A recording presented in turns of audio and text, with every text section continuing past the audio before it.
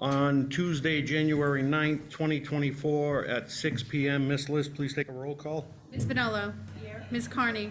Here. Mr. Shalal. Here. Ms. Doobie. Here. Ms. Fernandez. Here. Ms. Grant. Here. Mr. Charbonneau. Here, please rise for the Pledge of Allegiance. I pledge allegiance to the flag of the United States of America and to the republic for which it stands, one nation, under God, indivisible, with liberty and justice for all. Thank you, everyone. All right, special report of the student representatives. Is anyone here from Shea High School?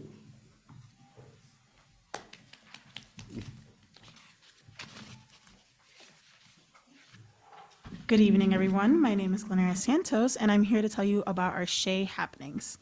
First off, Happy New Year, and I hope everybody enjoyed your holidays. Our seniors are working on their portfolio submissions. The girls' indoor track team put in a great effort at the Richta Invitational back in December. The 4x400 relay team placed 12th with a time of 5:21. Destiny placed 18th in a shot put by throwing 27.2. Janaya placed 12th in a long jump with a distance of 3.75. Seniors have been ordering their caps and gowns and making sure everybody's on track to graduate. We have also begun to receive acceptances from many colleges like JWU and Rick. Over the break, the Shea Raiders boys basketball team had an impressive performance at the East Providence Christmas tournament, securing the championship title by winning both of their games. In the opening game versus East Providence, Manny Ebadapo was dominant on both ends of the floor, contributing 14 points and 21 rebounds. Eli Idababo showcased his skills on the court with 9 points, 4 rebounds, and 4 assists. The strong teamwork and defensive effort helped secure a 49-39 win.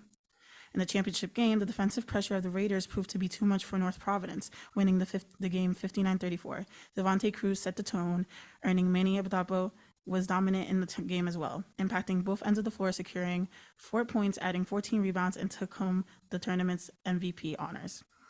We are also gearing up for the end of the semester with our midterm starting on the 19th and ending on the 24th. She will also be holding a FAFSA night to help our seniors complete their forms and receive packages from colleges soon. And lastly, our winter I-Ready diagnostic testing starts soon. That is all. Have a great night. Thank you. Nicely done. Is there a representative from Tolman?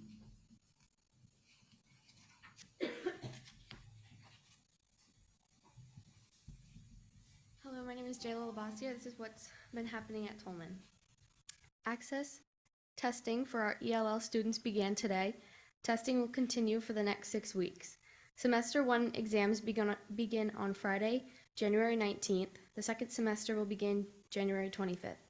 Our credit and content recovery programs are in full swing, meeting Monday through Thursday after school. Thank you to all of those faculty and students who participated in the Giving Tree. It is organized by Miss Morgan Karras, Junior Class Advisor. The Angel Tree is run by the Salvation Army. Participants take an angel, and each angel represents a child and 3 wishes. Participants can buy 1 wish or as many as they want. We ran this event for 3 weeks and provided gifts for over 100 children. Over 30 Tolman students have now signed up to volunteer their time to shovel snow for their neighbors. This program is coordinated with the Pawtucket Senior Center. Thank you.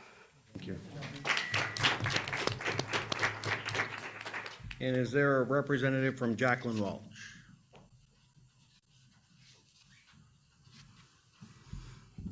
Good evening. My name is Sarah Souza, and I'm a senior visual arts major at Jacqueline M. Walsh School for the Arts. On December 13th, we had our holiday showcase performance where we welcomed 6 classes from Agnes Little to our dress rehearsal and then had a packed house in the evening as chorus and dance performed.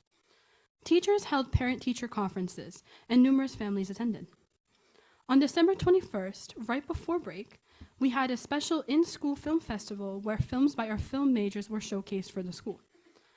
Last week, our mock trial team had their 3rd trial of the year, where they faced North Providence as prosecution and took home the win. We have an art semester culmination event this Thursday with doors opening at 6 p.m. and the showcase at 6:30. Our midterm exams begin on January 19th. Right after this, we welcome 98 8th graders in during the last week of January for their auditions. On February 2nd, we will be holding our first ever winter ball hosted by our student council. And on February 8th, All of our grade 10 students will be going to PPAC to see To Kill a Mockingbird as part of the Experience PPAC program. Thank you so much. Have a good night. All right, we'll move to public participation. No one has signed up. We'll move to approval of previous meeting minutes from 12/7/23 and 12/12/23. Motion to approve the minutes of 12/7/23 and 12/12/23 by Ms. Bonolo, seconded by Ms. Grant. Any discussion? All those in favor? Aye. Opposed? Motion passes unanimously. Old business discussion action items. Remove from the table RIDE SBA Learning Inside Out Grant. Table SBA Learning Inside Out Grant. Motion to remove from the table the RIDE SBA Learning Inside Out Grant by Ms. Bonolo, seconded by Ms. Connie and Ms. Stube. Any discussion on the removal of the table? All right, we will go to old business action item B.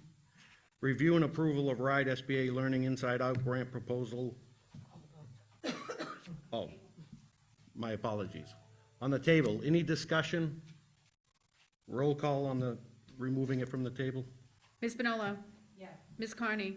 Yes. Mr. Shalal. Yes. Ms. Stube. Yes. Ms. Fernandez. Yes. Ms. Grant. Yes. Mr. Charbonneau. Yes. All right, now we'll go to review and approval of RIDE SBA Learning Inside Out Grant proposal left field. Mr. Spiegel.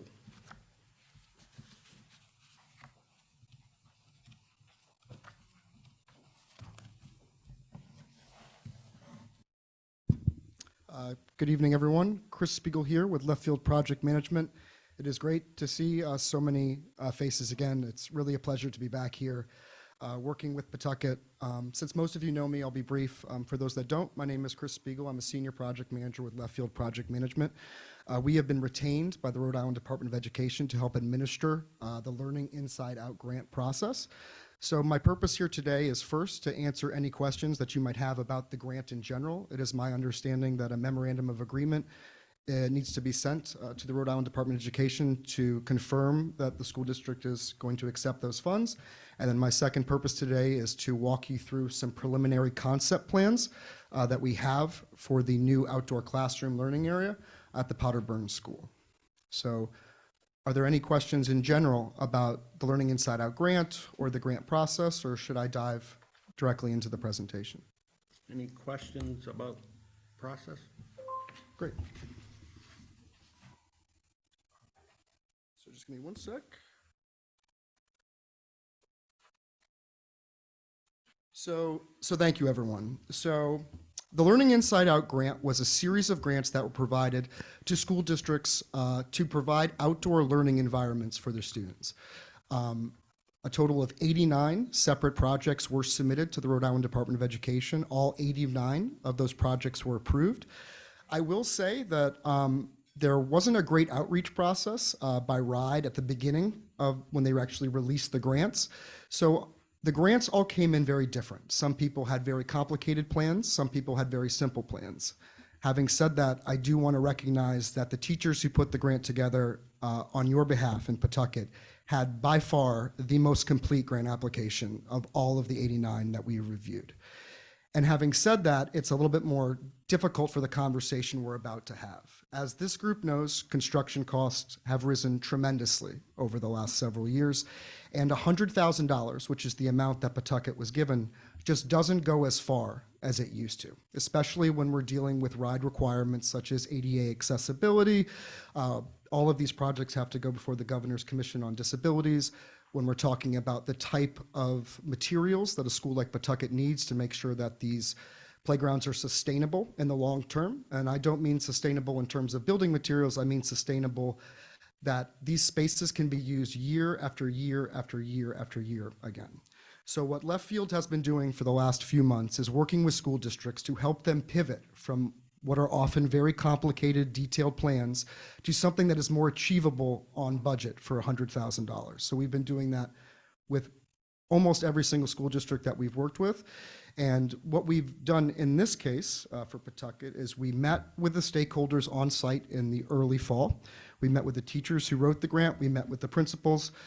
We met with the assistant superintendent. and we walked through what their preliminary plan was for that grant. So we didn't deviate from what they had submitted. We listened to all of their ideas, all of their options. And then we took that back and we condensed it down into what a project that is not only sustainable and achievable, but is on budget at $100,000. It has been expressed to us that the district would like this project to be turnkey so that they can just move right in once it's completed. So having said that, we have developed a concept plan for where this work will take place. So if you're familiar with the Potter Burns School, to the far, far left is Newport Avenue. Above, this would be the Hasbro building over here, and this is currently the bus turnaround area. So the rear entrance to the school is just past this area right here. What we have proposed, working with the school district in a series of meetings, is to build an ADA accessible pathway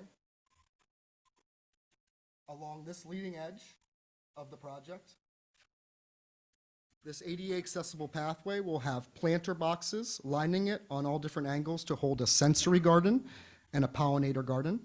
There will also be signage. This signage is being developed with the Audubon Society, Department of Environmental Management, the RIDE Office of Curriculum and Instruction, to provide QR codes on the signage so that teachers, all they would have to do is scan the QR code and a learning plan would come up for those specific, whether it's pollinator gardens or those sorts of things.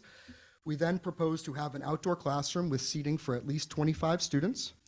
One of the things that's been told to us in our stakeholder meetings with the district is, they want to make sure that all of the things that are selected are durable for the long term, that they are fastened in place where appropriate. So whether that's setting it in cement or whether it's filling certain pieces of furniture with water, that was critical to the group.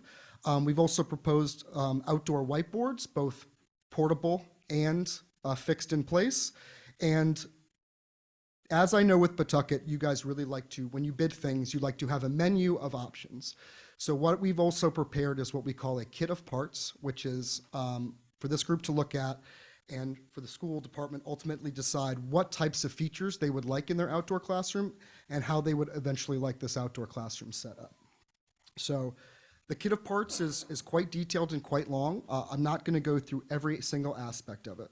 But what we propose is outdoor furniture with a nature-inspired feel, both fixed and mobile. Here are some different ideas about different types of furniture as well. What we are doing is we have worked with RIDE to develop a purchasing plan, so we will be able to provide all of the furniture that RIDE has signed off on with prices to the school district. And the school district can then go down this spreadsheet and say, we want one of these, one of these, one of these. We've already, there's also a national bid board that we can use that RIDE has already signed off on. The idea is to make the procurement as streamlined as possible. Continuing further with the kit of parts, here's some examples of some outdoor whiteboards. These are some sensory elements. You have a relatively new playground there, so some of these sensory elements in terms of music-making device may not be the best for this project. What we do recommend, of course, is a stone dust pathway. As you guys know, asphalt and concrete is very expensive. It requires shoveling. It's difficult to maintain sometimes if you get salt on it. So what we are recommending to all districts is to move forward with a stone dust pathway. It comprises a compacted stone vase, filter fabric, and then stone dust that is tamped down with a metal edging so that weeds don't come up through the geofabric. It's easy to maintain. It's relatively easy year after year to take care of.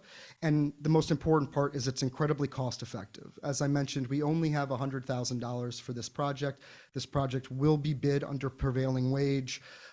So we're going to be dealing with those labor prices as we move forward with the project. So it was essential to us to look at very cost-effective ways to get you guys the infrastructure that you needed in order to get out there and start teaching.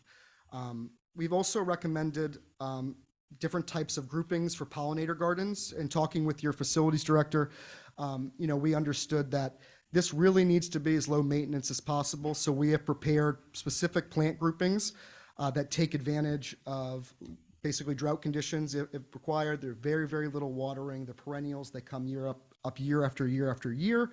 The idea is, again, is sustainability, so that Every single year, a teacher can come in with little upkeep to the actual space and be able to start teaching right away. Further down we've recommended different types of plants for their sensories, taste, smell, touch.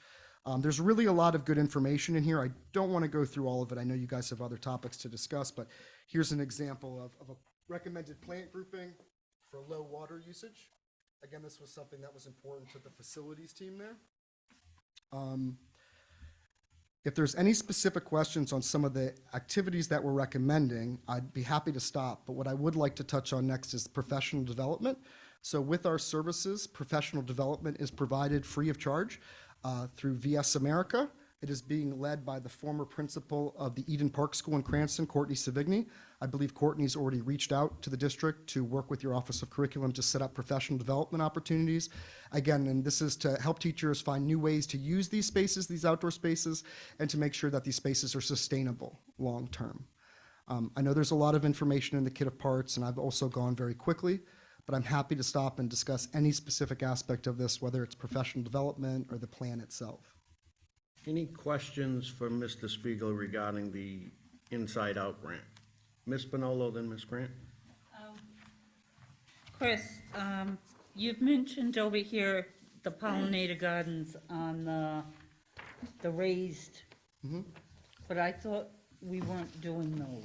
So we're not going to do, so this is, so we are looking at doing those if possible. I know that we said that that's an extra if we have the money to do it. But where our primary focus is for pollinator gardens is along the pathway. We have selected different products in there that are ADA accessible, that you can get a wheelchair underneath if possible. There's all different sorts of ways that we would recommend placing the pollinator gardens so that as many kids as possible can get a chance to use these spaces. So there's only 4 gardens with the one U-shaped garden at the end? So it is conceptual. Like I said, when we bid out, we're gonna prepare a menu, and depending on where the numbers come in, we can add and take away. I think for a basic concept plan, our next phase would again to be meet with the stakeholders, finalize this plan, maybe take a look at what specific types of equipment that you guys would need and their locations, and then bid that out, and then get that pricing, and then say, okay, we can afford more of this, we can afford less of this. We need to be able to be very flexible and pivot just because of where construction pricing is right now. Okay, I know that they did want at least 1 box for every class grade. I don't see that as an extraordinary request. I think that's something that's easily attainable. Okay, thank you. Water access, how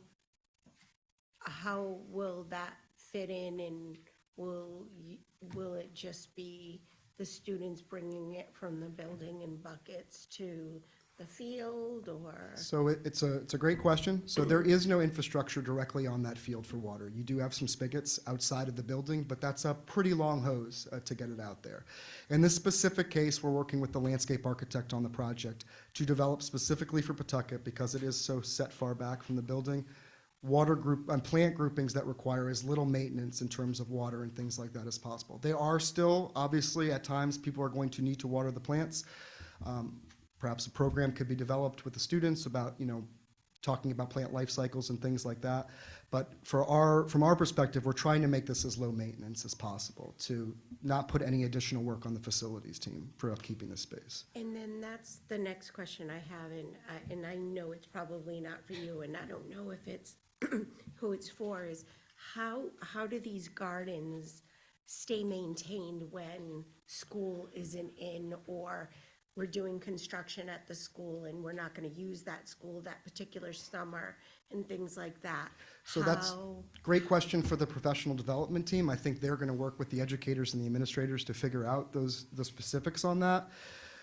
With that being said, there are ways you've got very passionate teachers that wrote this grant. I'm sure you've got very passionate PTO members that would get interested. We have, in most cases, tried to talk some districts back from having gardens, because as you know, most of the produce from a garden peaks during the summer when no one's not there. So we're trying to walk people back from those type of concepts. to the best of our ability, we're trying to design you guys solutions that are, again, are turnkey and that require as little maintenance as possible, but still providing a space for you guys to get your educational programming out to students. Okay, thank you. Ms. Fernandez? This question's for you, but why Potter Burns? Was it the teachers there that wrote the grant? It was, Applied for the yes. grant? Okay, So it maybe was. we So, and like I said, I commend them on getting a grant in. There are whole school districts, mine own in particular, that did not submit on any whatsoever. So there's, North Providence is another example of, they weren't aware of the grant, they didn't submit on the grant, and they lost out on this money. Thank you. All right, any other discussion? There's a motion on the floor for the approval of the RIDE SBA Learning Inside Out grant. It's been seconded. There is no motion on the floor? A motion, I'd entertain a motion for the approval of the RIDE SBA Learning Inside Out grant. Motion by Ms. Bonolo for the approval of the RIDE Inside Out grant proposal from left field, seconded by Ms. Fernandez and Ms. Doobie. Any further discussion? Roll call on the approval, please. Ms. Bonolo? Ms. Carney? Mr. Shalal? Ms. Doobie? Ms. Fernandez? Ms. Grant? Mr. Charbonneau? Yes. Thank you, Mr. Spiegel. Really quickly, next steps, we'd be again meeting with the district to finalize this plan, and then we'd be preparing documents for you. So expect to see another meeting from us, Lisa, in the next couple weeks. Perfect. All right, we will move to new business discussion action items, Pawtucket School Committee Subcommittee appointments. Ms. Bonolo will chair Wellness, Ms. Doobie will chair Policy, Ms. Grant will chair Special Education, and I will chair the Facilities Committee. Those are the appointments. I will move to the recommendation to award the Empowerment Factory MOU. Once the MOU was prepared, legal counsel had a couple of clarifying questions that took a bit longer to get answered.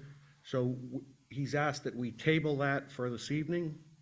So I would entertain a motion to table the Empowerment Factory MOU. Motion by Ms. Grant to table the Empowerment Factory MOU, seconded by Ms. Bonolo and Ms. Doobie. Ms. List, please call the roll. Ms. Bonolo? Ms. Carney? Mr. Shalal? Ms. Doobie? Ms. Fernandez? Ms. Grant? Mr. Charbonneau? Yes.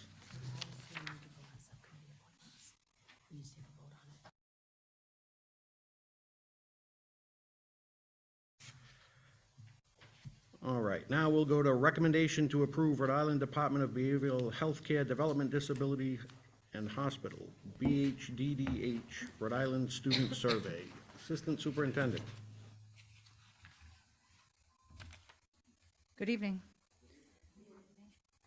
So tonight before you, we have a recommendation to approve a survey.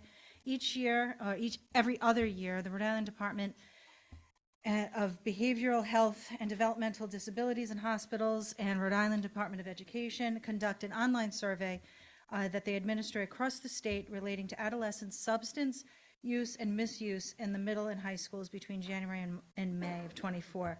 They seek for us to approve this survey. The RISS is one of 3 surveys coordinated across state agencies that impact Rhode Island youth. The RISS takes place every other year, alternating with the Youth Risk Behavioral Survey that we did last year, which is administered by RIDO. Our district was identified and selected to participate due to services our students receive because of state or local strategic prevention framework partnerships for success grants. The RISS survey is done online and takes approximately 35 minutes. It is anonymous and there's no identification of students taking it. There is an opt-out form and an information piece that goes home to parents. The survey has been approved by the Rhode Island Department of Education, and we are looking for you to approve that. I do have with us this evening Andrea Paiva from URI, who is working the grant and working the survey. If you have any specific questions, but you do have in your packets this evening both the letter to the superintendent identifying our schools, and that would be all our secondary schools with the exception of JMW was not identified. And you also have a sample of the survey itself, and you have a sample of the Google Doc opt-out form, a little tongue-tied tonight, sorry, opt-out form for students whose parents don't want them to participate.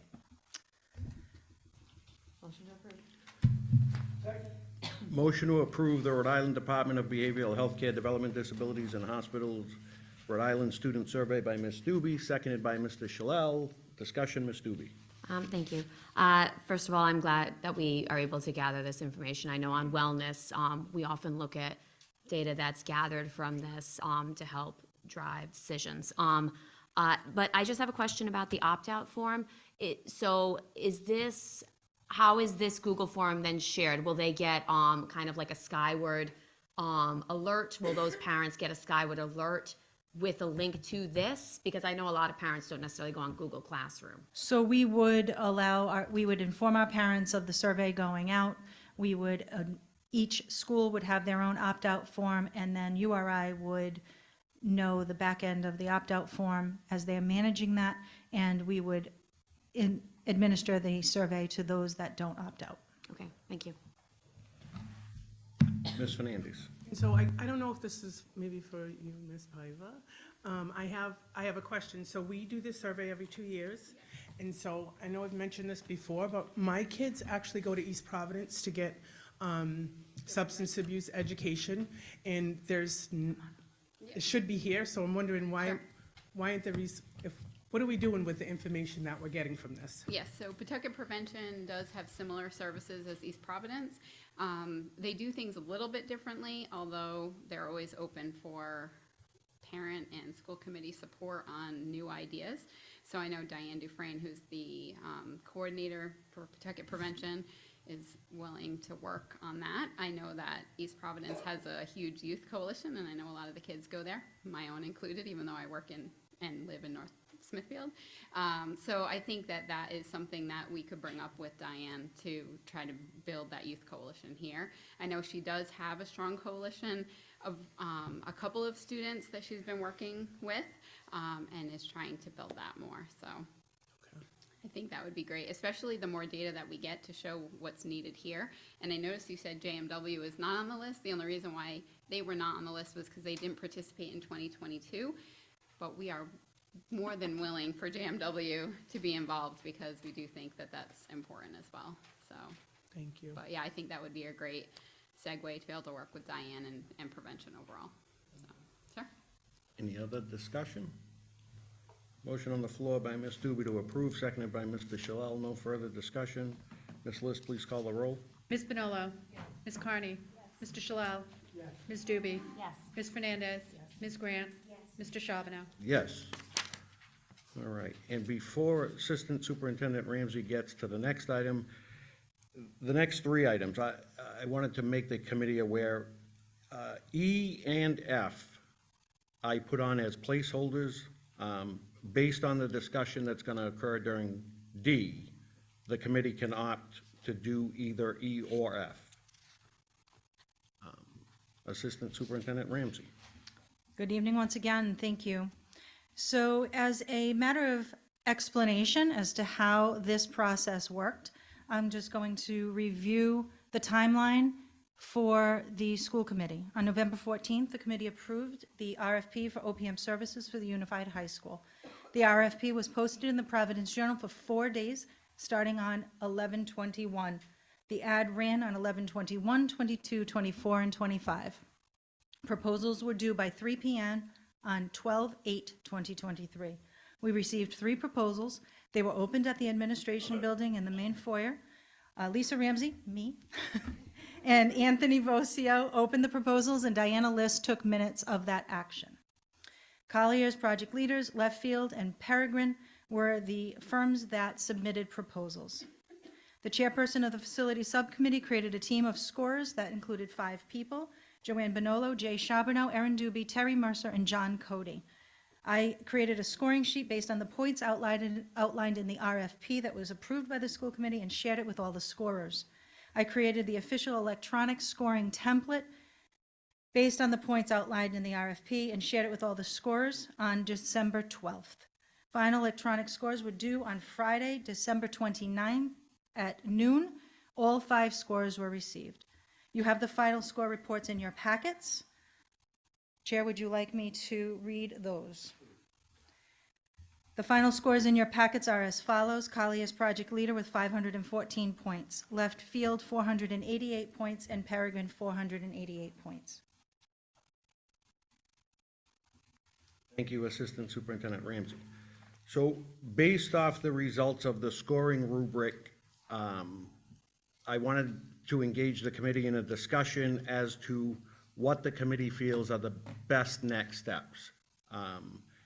And in my experience, there are 2 possible options. One is that we can request that the 3 firms come and make a somewhat formal presentation in front of this committee, or based on the results of a clear first place finisher, and with the other 2 firms tied for second, the committee can choose to make a direct award. So that's I'll take direction from the committee, if anybody wants to weigh in. Ms. Bonolo. So, just as a matter of my curiosity, what I did was, there were 5 of us scoring, and what I did is I took the 514, the 488, and the 488, and each time I removed 1 scorer from the equation. So Erin, I removed, and then I took the total. Jay, I removed, I took the total. So doing it that way, it still all came down to Colliers, left field, and Peregrine. So, Yeah, I think, I'll start the conversation, I guess, but when I saw the results included in our packet, a couple of things came to mind. One is, there was a clear first place finishing firm. That firm is not unknown to us. That firm's provided a lot of good work over a lot of years to this district, and it was my personal feeling that based off the 5 scorers and the results of those totals, the committee may look to make a direct award. I know there was conversation about potentially bringing firms in. I also recognize that that comes at a cost and a time commitment for those firms. But again, this is a committee decision. This is a big project, and we should all weigh in. Ms. Doobie. I would tend to agree that it is a pretty definitive result. And I think valuing that there were 5 different voices, and we had facilities, we had city council, and we had school committee and facility subcommittee voice on that. I do think that it came out very definitively. And that's speaking from the only person who didn't have Colliers as the first. And mine was only off by 2 points, but that idea that everyone else, it was very clear, and for me, it was so close. I do think that I believe that a direct award is the way to go. Ms. Grant. So first of all, I want to thank everyone who did do the marking, the rubrics. I know sometimes how consuming it can be and how important it is to, look through the documents. And I do have to say, I agree with Mr. Charbonneau and Ms. Doobie. We have, over the years, I think, built relationships with Colliers. And I think they know how we work and we know how they work. And I think if you take that combined with the difference in how how much higher they came in from the others, I would definitely too also agree that I don't think we should really waste anyone's time in regards to having to come in to do presentations. I think we do clearly have a winner for this project. And I think it's a team that we know that we've worked with, we can work with, and I think it would be a good idea to move forward this evening. No? Sure? Wood Collier's, oops, hold on. Yep, the program manager, what'd you say?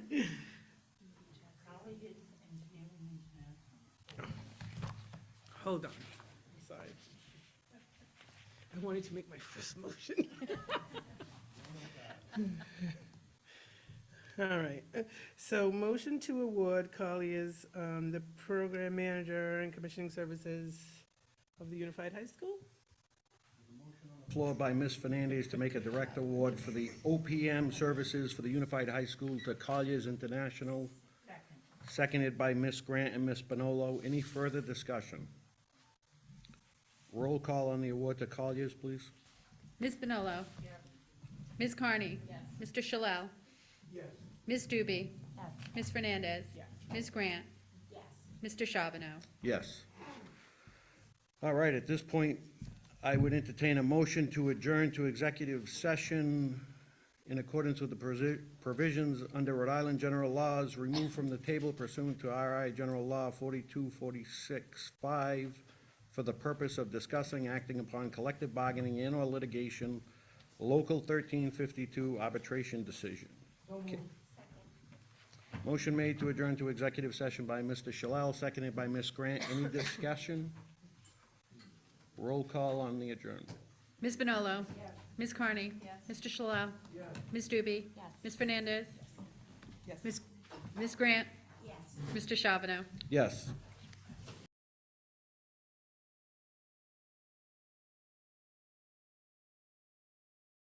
In public session at 7:21 PM, Ms. List, please take a roll call.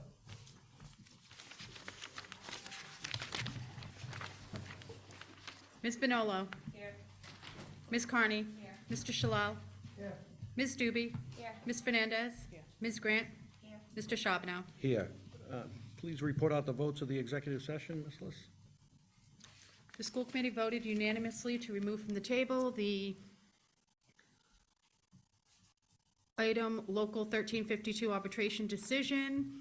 The committee voted to approve the Local 1352 arbitration decision, to seal the executive session minutes, and to adjourn the executive session. Thank you. We'll move to discussion items, enrollment report. Superintendent, are you taking that, or who's, any questions on the enrollment? Oh.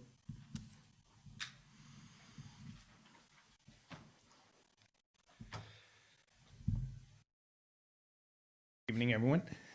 I don't know if anybody had any questions about the enrollment report. It's been pretty consistent over the last few months now that everything is settled down.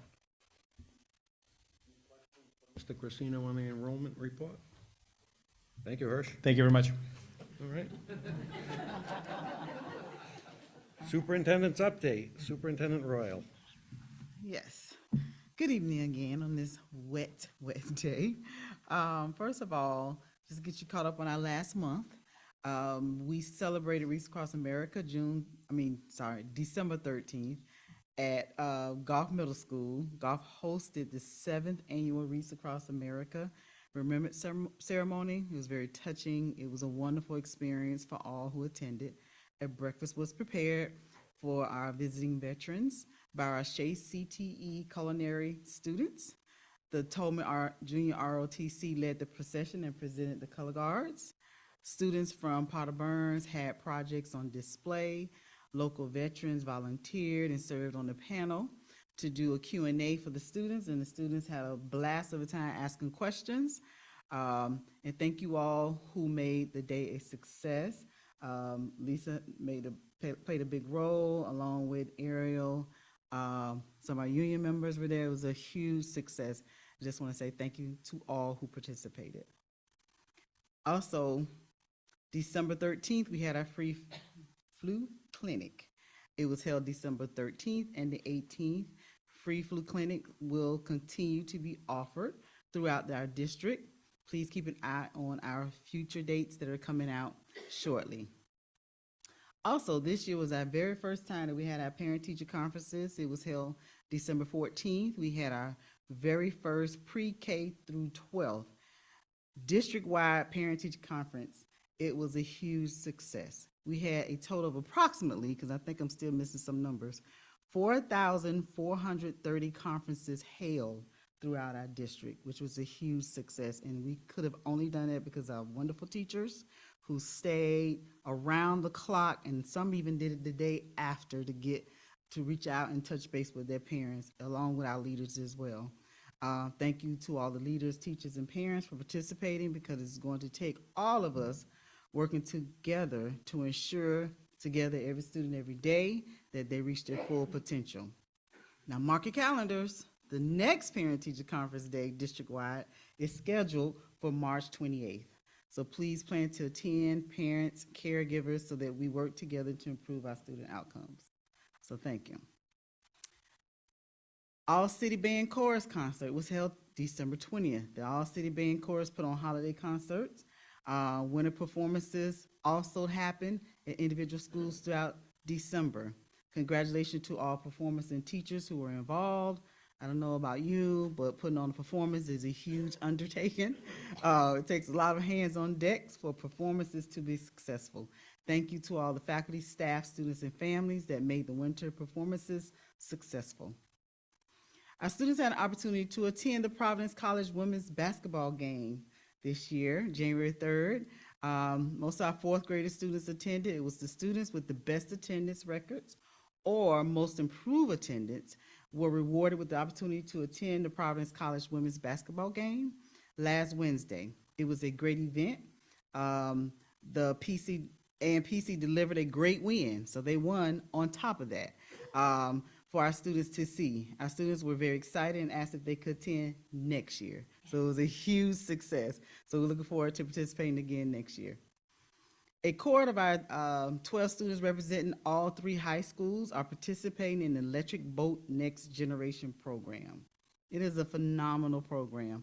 The Boat for the Next Gen is a 3-week program by General Dynamic Electrician, by the Electrician Boat, in partnership with the New England Tech and CCRI, designed for students to explore and experience hands-on learning of the trades, including electrical, sheet metal, pipe fitting,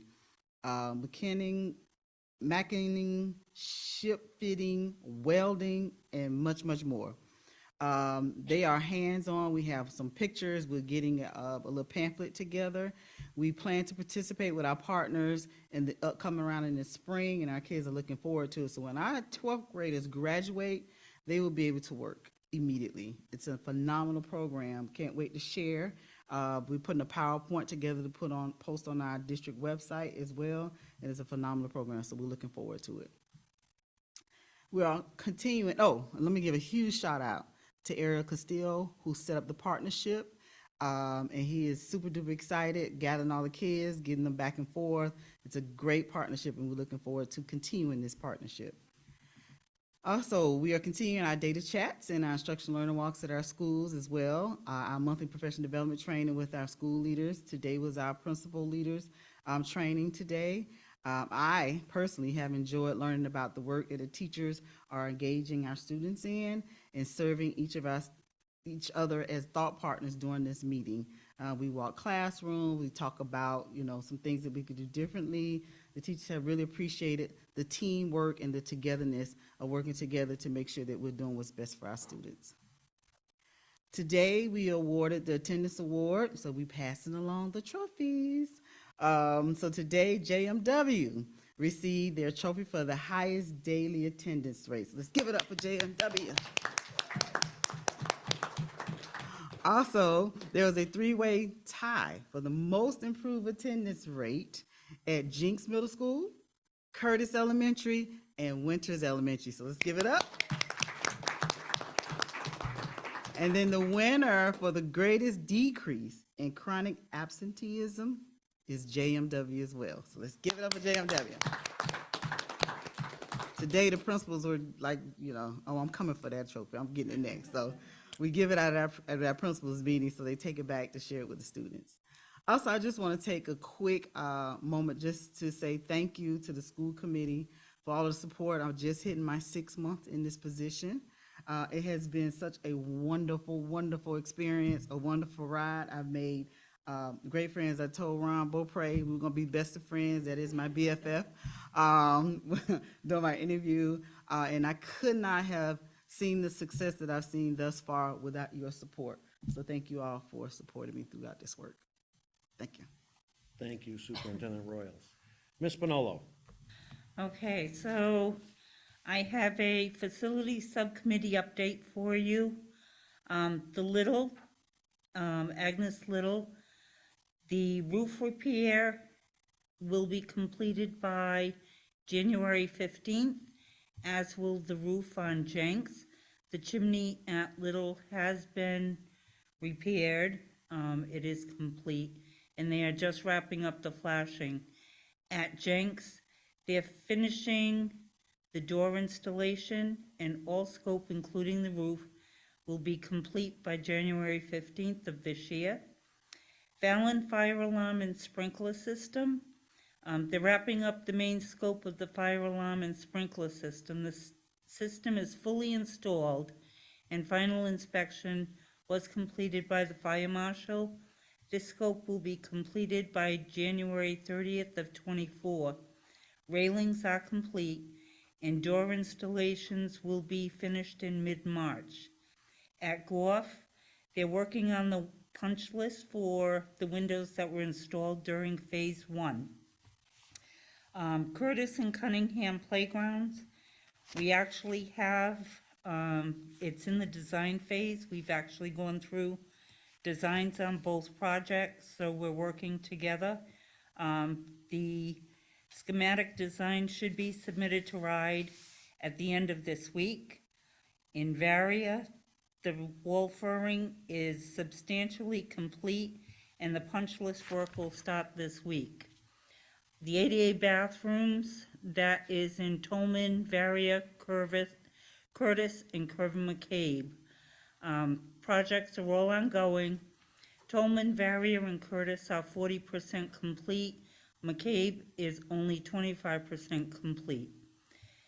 Life safety, Jenks doors are 90% complete. They need some painting and a few other items to complete them. Slater doors and railings are 45% complete. The railings and Slater will be done throughout school breaks, and they should be done by the end of June of 2024. The sound panels, which is a sad thought, the budget needs to be confirmed. So there is a recommendation to change the contractor on the job, since we have not had a response from Ambient Sound. So those sound panels are for the annex and for Varia. And we also are going to be looking at sound panels for the gymnasiums in Slater. In Baldwin, construction is underway. Foundations are complete.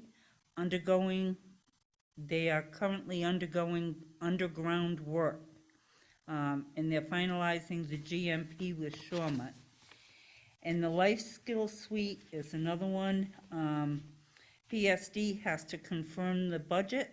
Jenks is no longer being done. Life Skills will be in the lower level of the administration building. We are looking to install an ADA bathroom, and the Life Skills Suite itself will be installed by our maintenance staff.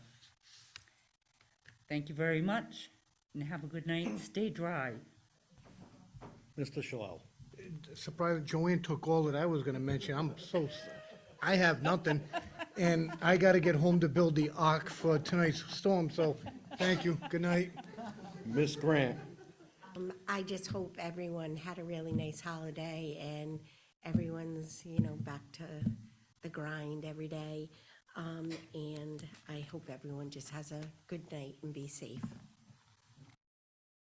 I want to say that I did, my son plays in the band at Goff, and I just want to say the response, the auditorium was standing room only, and I know they had a huge turnout, and I just want to thank Goff Middle School and the music program for bringing so much excitement to all of the students. It's really touching to see so many 6th, 7th, and then 8th graders that continue, take up new instruments, take a risk, get on that stage, and I think that's a testament to the self-worth and the SEL and the comfort that they feel within that program to be able to get up and perform like that. So it was great, and thank you to Goff.